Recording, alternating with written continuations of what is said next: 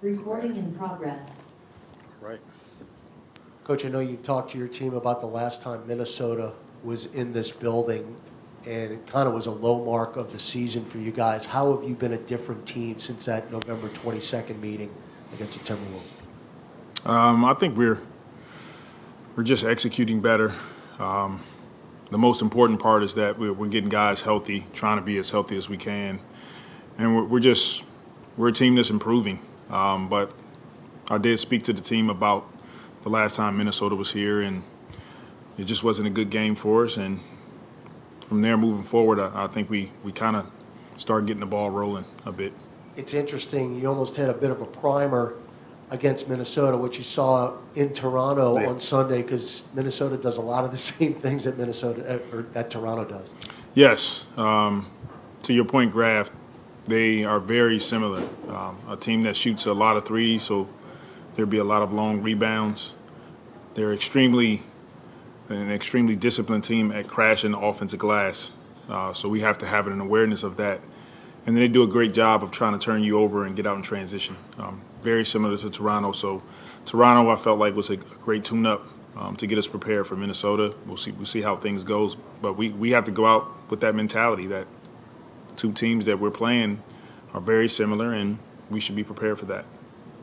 With that being said, you do have Josh Hart back on the court today, and he's obviously somebody who can rebound really well. How much of an impact can he have in this game?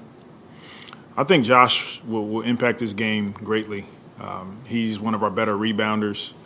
But collectively as a group, we have a tendency when the shot goes up to look at the ball, we have to turn and hit bodies tonight. Turning the ball over is something that you guys have done with Minnesota. Is it something that they're doing that you guys can kind of correct, or how do you kind of fix that issue? They're pretty active. Really good long defenders. Patrick Beverly is a guy that, he's an agitator. He gets in you. They cause deflections. But more importantly, we have to be careful with our interior passes. They do a great job of clogging up the lane and then spraying out to shooters. So the pass is normally to the perimeter, and then you can drive kick from there. But I thought in Toronto we did a great job of taking care of the basketball. We have to do that again tonight and rebound.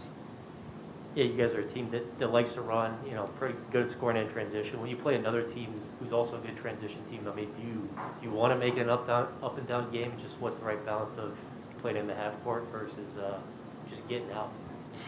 Every opportunity we get to get stops and rebound the ball, we want to try to get out and play fast. It's playing to our strength, and I think it's something that we do well. The big part of that is securing the rebound. It's hard to run against teams that crash the glass like Minnesota does, like Toronto does. But if we can box out, if we can rebound, which I think we can get out and play. We talked. I mean, we didn't see Sato on the injury report, but conditioning-wise, do you think he's going to be able to do his normal load tonight, or do you still kind of talk that out with him?